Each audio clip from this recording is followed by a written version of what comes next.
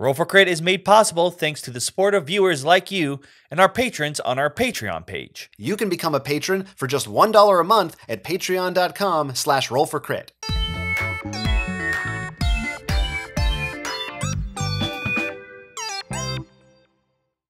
Welcome to our continuing coverage of Gen Con Online for 2020. We're here with Chris from Everything Epic Games. Now, you make some of my favorite games, but I think we got to start off, though, with your background right now, so everyone knows what's going on there, because I think it has to do with maybe a new game that you're working on. Yeah, very excited to have just recently announced the Librarians TV series and the movies. There's 4 seasons and I think 3 made-for-TV movies. We licensed the Librarians not too long ago, and we have created an epic adventure card game that I think is going to be a lot of fun. And we're going to be showcasing it at Gen Con this upcoming weekend. So if you haven't already, definitely check it out. It is a lot of fun. It's a kind of a story-based thematic scenario type of card game. It uses dice. It uses really cool simplified kind of deck set building, and really great cooperative mechanics from player to player. You basically can play any of the characters from the original show, the TV series, and the core game, and it's going to have expansions and other things that'll keep the support for the game going, moving on, depending on how everything goes with the game. Now, you say card game, and that can be a very big word. Do you mean like a deck builder, or is it more like a expandable card game? Do you build decks before playing, or is it really just you just jump into the game and play with the cards there? So we're going to have recommended decks prepared for the players to just jump right into the game, along the lines of some players' favorites, like Arkham Horror, the card game, for instance, or Legend of the Five Rings. It has some similar feel to some of those in regard to how the deck building mechanics are. So it's not like Magic the Gathering where you buy packs and things like that. It's more of a expandable card game along the lines of the different types of living card games and things that are out there. So you'll be able to buy packages of these, and then there will be set decks that you can put together right off the bat, similar to like Sentinels of the Multiverse. But you'll be able to customize them because librarians are all geniuses in their own right, and they all have their own very unique personalities and things that they're specialists in. So you personally may want to make your character a specific way, so be able to mix and match these different kind of studies and different ways they go, and put them together in your deck to kind of make unique combinations. You'll also be able to take these crazy, amazing artifacts that we all know and love from history, mythology, and from the show and from the movies, and be able to put them into your decks and use them, like Excalibur or the Spear of Destiny, or all of these really cool artifacts. Each scenario kind of plays out like a story, and basically you're going through the different story and going on this adventure to solve whatever the problem is in that adventure. And that's done through a deck-based story building type of a game. Every round, problems and obstacles will occur, and you'll have to fight different monsters, different creatures, different enemies of different types, while trying to manage your resources and help the other players in the team. Now, I assume this doesn't appear in the show, but will there be a chance of a 3-tailed comet making an appearance in this game? You never know. Anything could potentially happen. But speaking of 3-tailed comets, we have been getting many emails constantly about Secrets of the Lost Tomb lately. People have been looking for it. They're really interested in it. So we're looking into potentially bringing it back, maybe in 2021 potentially. So for all those Secrets of the Lost Tomb fans out there, or people who love pulp action adventure in an epic style, Secrets of the Lost Tomb could make a new appearance coming up soon. That's really good to hear, because it was in my top 20. I don't regret it. And for many people who love that heavy story and theme, the Tomb is welcoming. There's nothing like it. I've been waiting. We've been a game publisher almost 8 years now. It's almost been 8 years since Secrets of the Lost Tomb has been published. I haven't seen anything ever come out that was anything like Secrets of the Lost Tomb yet. I'm not tooting my own horn. I'm a huge fan of board games. I'm a huge fan of Mansions of Madness Second Edition, for instance, the new Lord of the Rings game. I love those types of games, the story-based exploration type of games. Those are my kind of games. I've still never seen anything like Tomb yet, so we'll definitely have to bring it back and do it in an epic style. I might have to contradict you a little bit there. I feel like there's one game that's a little bit like Secrets of the Lost Tomb, which would be Secrets of the Lost Station.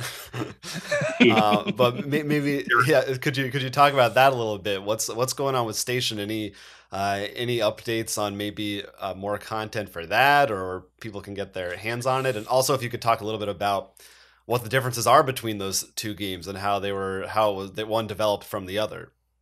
Indeed, yeah. Secrets of the Lost Station is kind of the futuristic sequel to Secrets of the Lost Tomb in many ways. It is a continuation of the story. It's in the same universe of Secret of the Lost Tomb, but it's hundreds and hundreds of years in the future.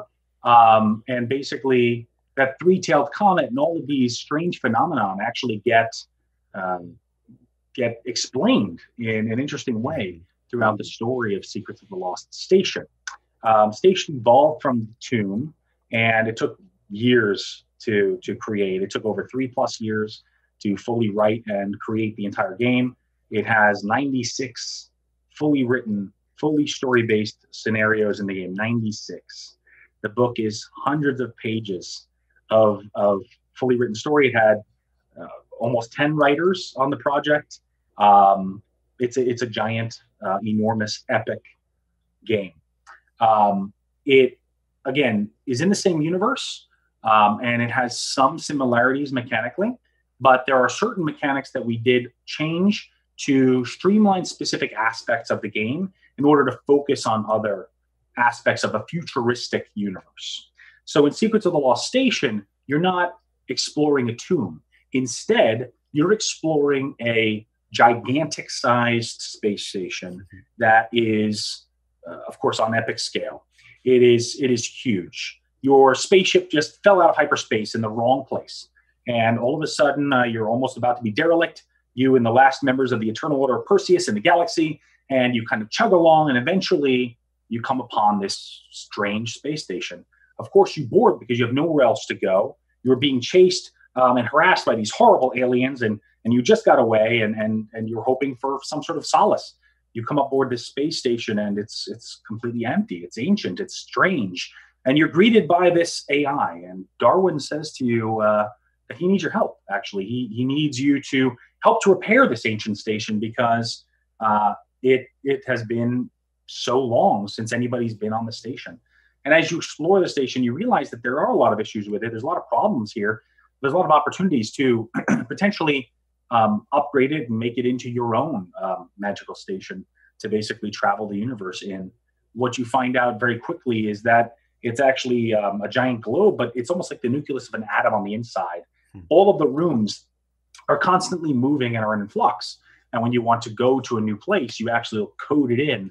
But sadly, that system hasn't worked for thousands of years. So random rooms will appear, and you have to figure out what's wrong with them and hopefully eventually repair them and get all the station systems online.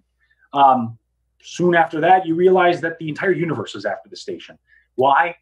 You have to find out in the Secrets of the Lost Station. But really, it's a very powerful and unique entity of its own that begins to get its own character and its own life as you play the game. Each character has their own full background story. They have their own little mini book, actually, in the game that you can explore as you go through the game. Characters unlock. It has a little bit of a legacy style or feel to it, but it's not a legacy game in that there's no components destroyed or thrown away. You could fully replay it if you had the fortitude to do so with 96 scenarios and other other ways to play the game. But it is a saga of a story. It's like playing a sci-fi TV series. It's probably the most narrative game I've probably ever seen out there. It's a gigantic, epic book of amazing stories in space and in sci-fi universe. Secrets of the Lost Station, very unique. It focuses more on the story. It focuses on controlling different aspects of the station rather than the random exploration and the traps and all of the the kind of zaniness of that pulp action adventure feel. It's more along the lines of using strategic moments to control this epic space station in this story that you're experiencing. So it really focuses more on that in Secrets of the Lost Station. That's kind of what sets Tomb and Station apart. Tomb is like you go into a room and Excalibur is sitting right there. You have the guts to take it, and if you do, maybe something bad will happen, or maybe something great will happen. And as you're playing around in this crazy tomb that constantly resets itself every 113 years, hey, an epic mummy might show up and try to kill you, or who knows, a giant kraken could appear, and you have to control another Wendigo gigantic kaiju to fight the kraken in an epic fashion. That's Secrets of the Lost Tomb. It's crazy. Every single scenario is nuts and different in Secrets of the Lost Tomb. Secrets of the Lost Station has kind of a storyline that moves through this universe. Parts of it are more linear, whereas other parts are very sandbox, where you can kind of choose what missions you want to go on. 96 missions. I salute all those who can make it through. There's actually a fan group on Facebook. Some people have gotten through almost 50 missions already. It's very impressive. And people are loving it. Yeah, one thing that is certainly present in a lot of your games is lore. There's a lot of great dense lore to read through, which I'm a big fan of. And these are worlds that you've created on your own, as opposed to other games in your catalog like Librarians and Rambo and Big Trouble in Little China, which are licensed from other properties. Exactly. Is there anything to you that when designing a game separates the two? How do you decide what elements to take from a property that you didn't create? And is there something in particular that you're drawn to about certain properties? Specifically, I guess I'm curious about the Librarians. Is that something you were a fan of and sought out? Did they approach you about making a game? So when I go to make an original IP, I basically take all the inspirations of things around me and look for kind of an empty space in the world. So I say, hey, I love pulp action adventure. I want to create the best kind of fantasy, mythos-filled, Lovecraftian-esque, weird universe with Indiana Jones, because this kind of thing does not exist. And if it does, it's not what I would love to play.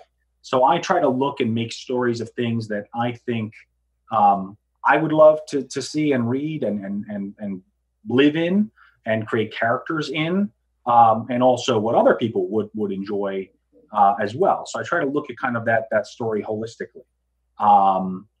When I look at a licensed product, I look at it a little bit differently, but I look at it in that it's something that I, or myself and my team, we truly love this particular product.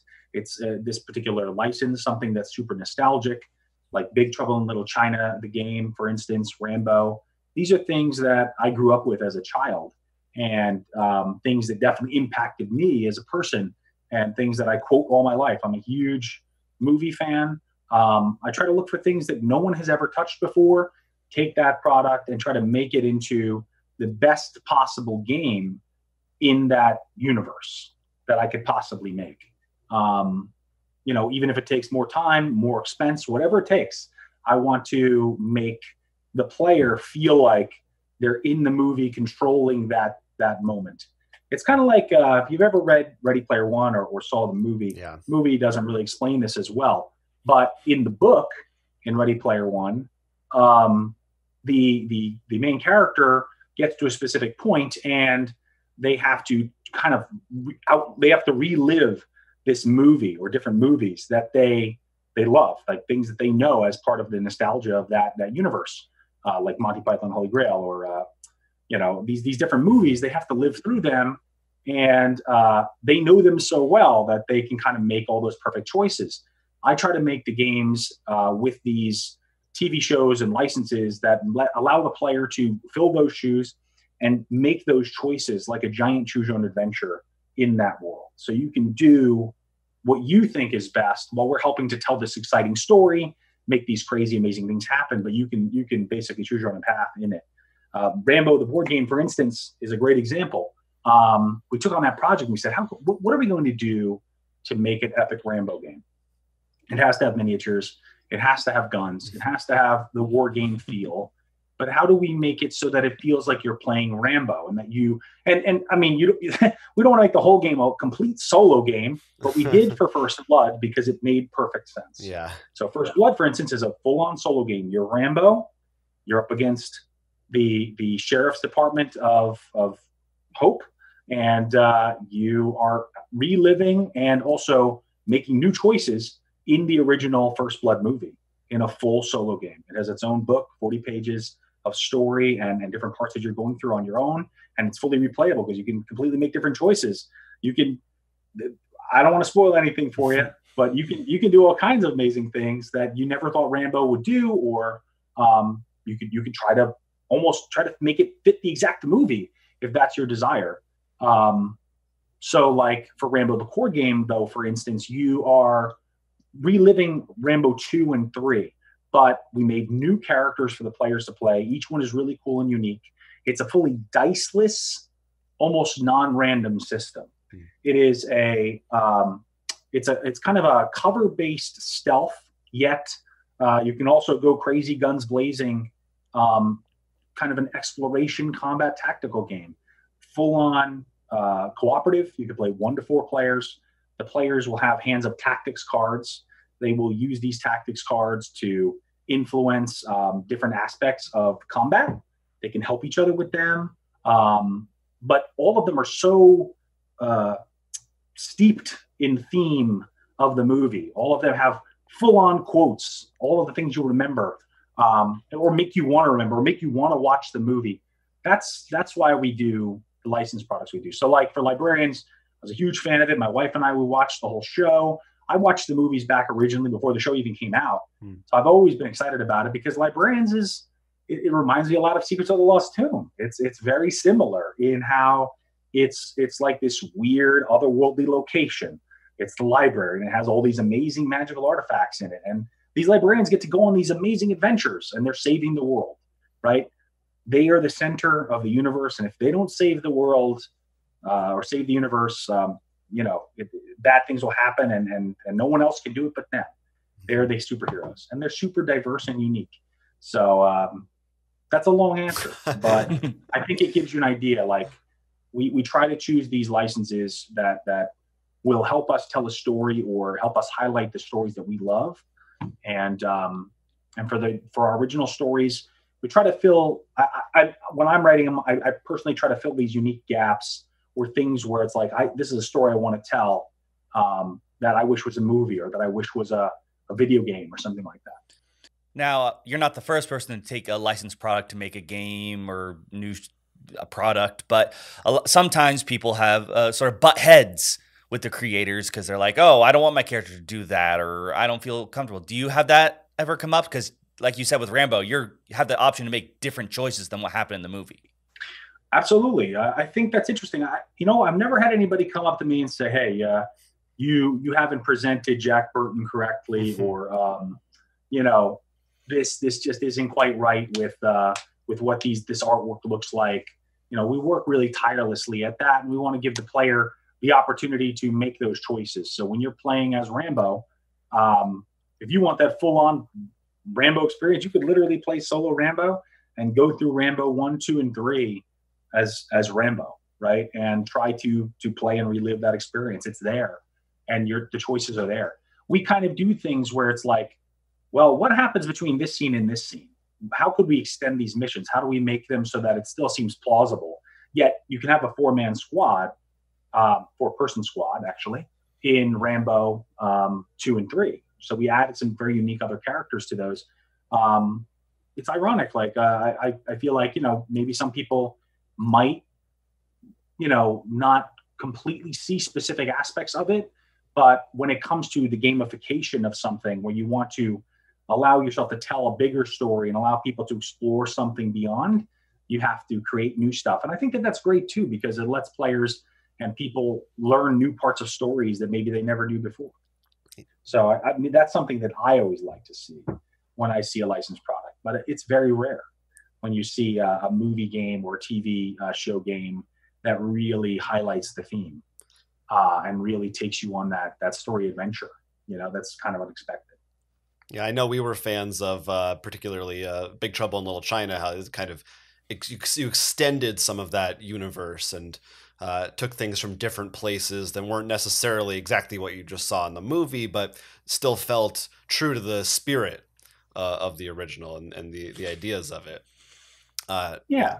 So I think you've done a good job. And we'll stay on the subject of licensed games. There's one other big one that I really want to talk about, which is the Vampire the Masquerade Blood Feud mega game.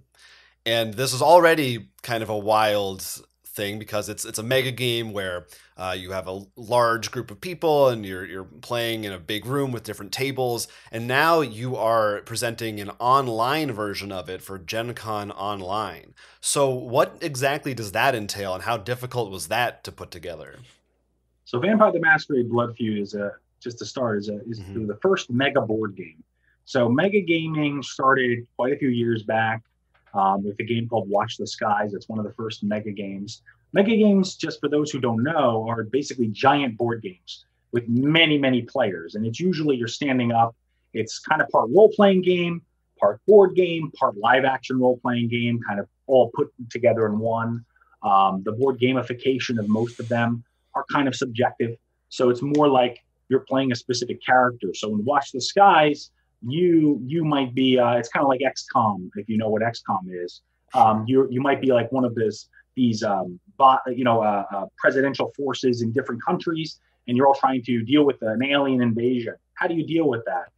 You can send troops over and things like that, but a lot of the how that's resolved is more like done by the GMs. It's more done by the game masters with some like kind of fake mechanics that are there to help that suspension of disbelief, where it's you're playing a game, you're making choices, and here are the results of those choices. Which is they're a lot of fun, but you'll have maybe 60 to 100 players playing these games. They're huge games.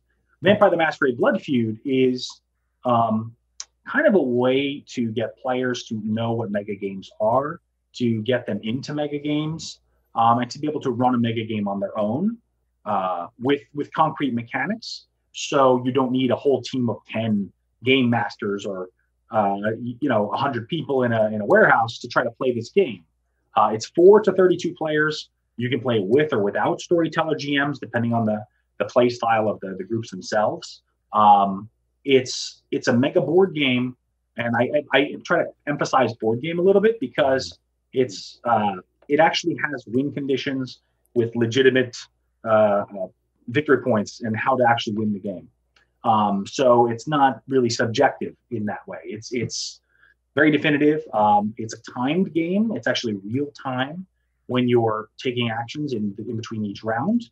And again, a storyteller can run the game.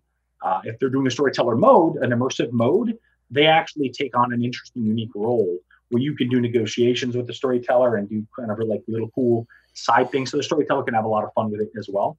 But basically, there's 4 stations in Vampire the Masquerade Blood Feud. There's the cityscape, which is kind of the world map of New York City, because this all takes place in New York City around 2016 during the Inquisition, the Second Inquisition of the vampire universe. And so players either play vampires or humans. Generally in Vampire the Masquerade, players only play vampires. But in Blood Feud, you can actually be any of the factions. There's 16 factions in the game, and about 8 at a time will be played, depending on the player count. On the map, you'll be trying to do territory control, but the mechanics are very simple. But the tactics and the strategy is very, very unique and challenging at times. So, like on the map, all you can do is move, place a barricade, and take off a barricade. That's all you do. But coordinating with the other players and the player on the orders board, you're placing special order cards down on the orders board to say what they're doing on the actual cityscape. So all you're doing is placing cards down. But which cards and in this proper location and against other players placing them at the same time, it becomes very action-packed when you're in those different sections. There's also a council where you're going to be doing negotiations between other players. Those negotiations could potentially fully change how the game works with what events, big events in the world will happen. You're actually voting on those events, and you're controlling basically the victory points, the ambition cards of your team. And then there's a marketplace, which is kind of like a resource management location where you're buying and trading different cards that'll upgrade your team and level up the players on your team with new powers. It's very cool. Basically, teams of up to 4. And you can either revolve stations. You can just all stay on one station if you have enough players.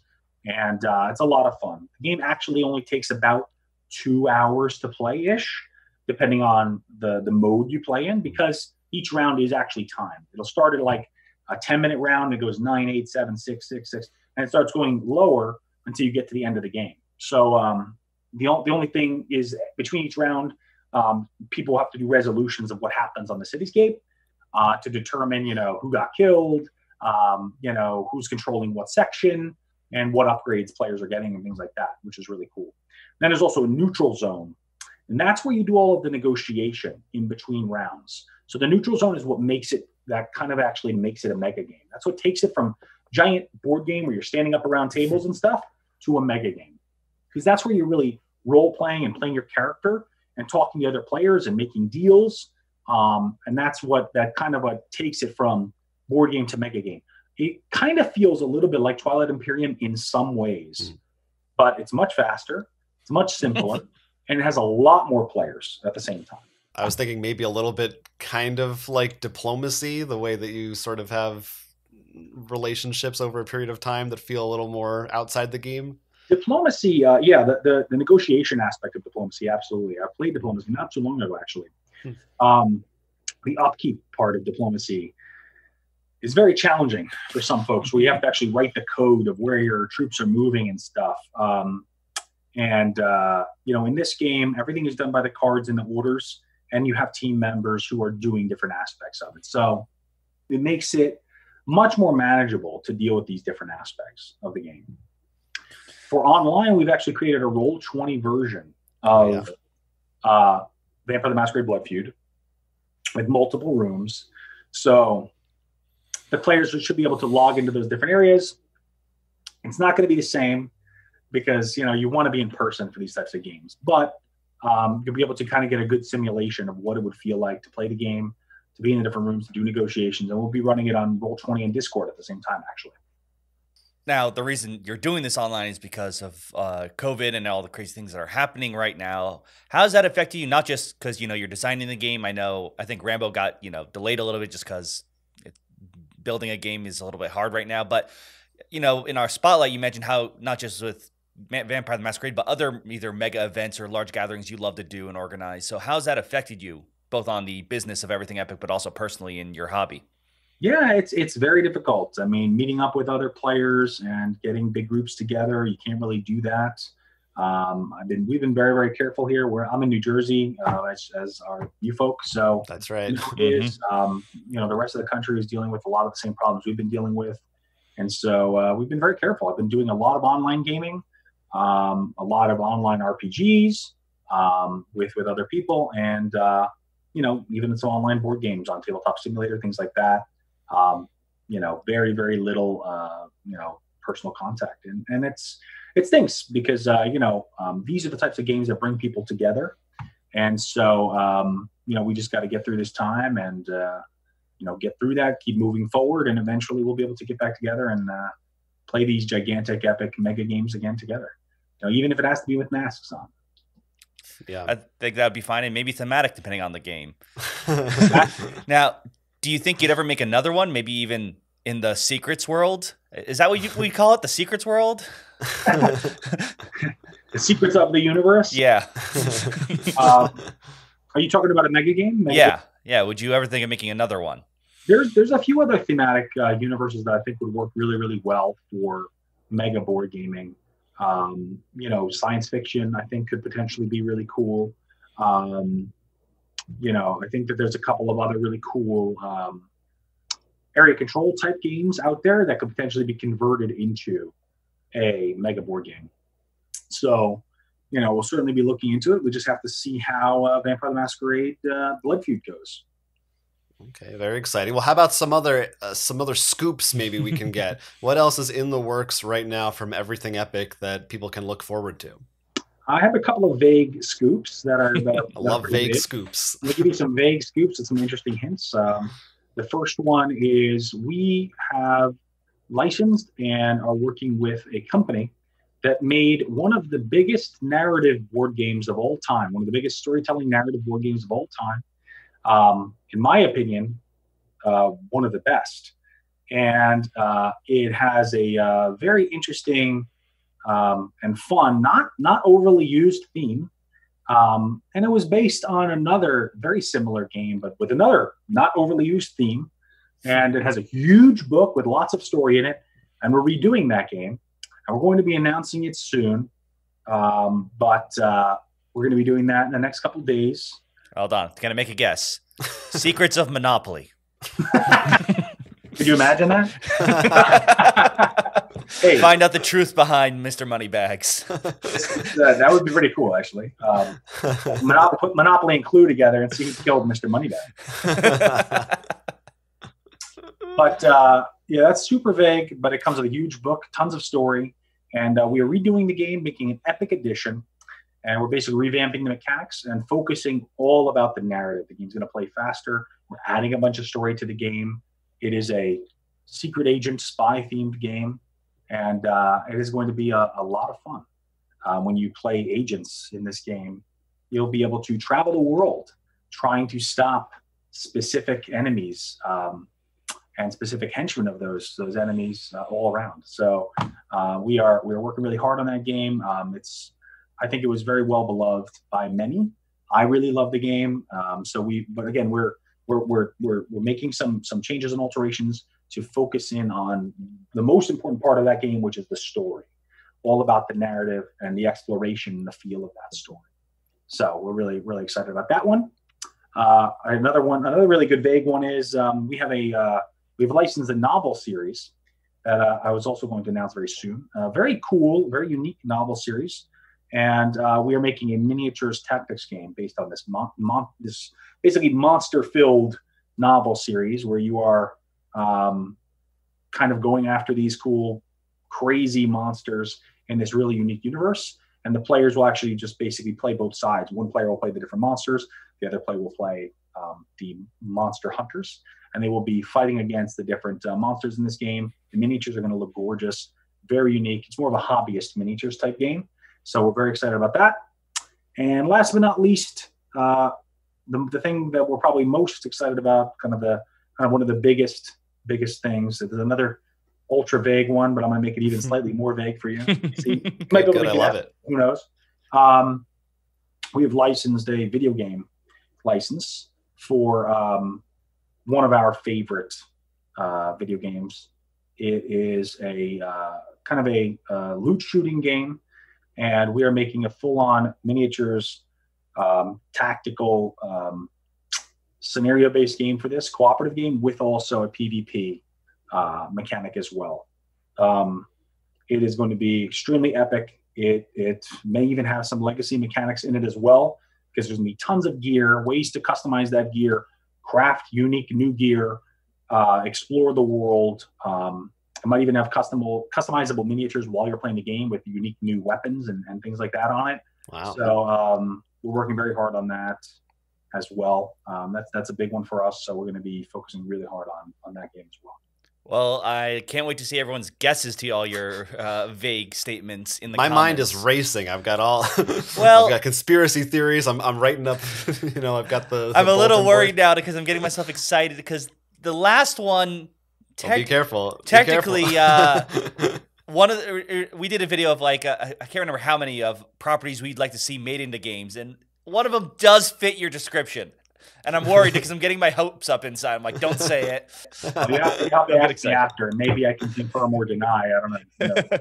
We'll see. Well, these are exciting announcements. You'll have to stay tuned. Where can people follow you online for the eventual reveal where these scoops will become less and less vague as time goes on? Well, we'll definitely be announcing one this upcoming weekend. The first one I mentioned. We're going to be announcing that coming up soon. We were hoping to have something epic to show at Gen Con. Sadly, we're Gen Con online, so we're going to be actually doing even more work on it to show even more. Because when you show things online, you need to really have a lot of content to catch attention. So we want to make sure that we can really show best possible assets for all the games we're making. But you can, of course, follow us on Facebook, Everything Epic. Our website is everythingepic.us or .com, and Twitter, Instagram. We're everywhere. But yeah, check us out. You can subscribe to our website. We send out a couple of emails every couple months, so very few, but enough to keep people up to date. So if you want to subscribe to our website, you can do that. It's at everythingepic.com. Yeah, we're excited. Rambo's on the boat. It's almost here. So that's going to be releasing very soon. So we can't wait for that to happen. And Secrets of the Lost Station is actually available now. So yeah, we got a lot of really, really cool stuff coming up. And the Librarians, that's going to be on Kickstarter sometime soon? Librarians, we're going to be looking to do probably maybe end of August or September at this point, depending on how we get these final assets finished up. But the game is so far along, because we decided to just get it to like the final game before we even put it to Kickstarter, that it should be able to come out and release a lot sooner. We also just had another Kickstarter recently. We did a small Kickstarter a couple months ago called Gunfighter. It's for a really cool little Wild West card game. That's a lot of fun. That's going to be going to print very soon as well. So we got a lot of stuff coming up. We're very busy, crazy individuals. Going to try to use the time of not being able to go to conventions this year, very sad, toward making all of our games come out even quicker. So that's the goal. That's a way to do it. Make good use of that time while you have it. Find the silver lining. Yep. Well, thank you so much, Chris, for stopping by and hanging out and talking to us about all your games. There's no shortage of things to talk about and hear about. And everybody watching, stay tuned. And like Will said in the comments, leave your guesses as to what you think, they're working on next, or if there's a license you would like Everything Epic to handle next. That would be most of them. They treat the story well. Yeah, we're fans. And until then, stay tuned for more Gen Con online coverage. And this is Roll for Crit. Thanks to all our members of our Patreon page for making this show possible. You can sign up for exclusive benefits or help us by liking and subscribing. You can also take a quick survey to help us improve Roll for Crit, and in exchange, you'll receive access to a Patreon exclusive podcast episode. Stay up to date on all our Gen Con online coverage, including live gameplay at rollforcrit.com.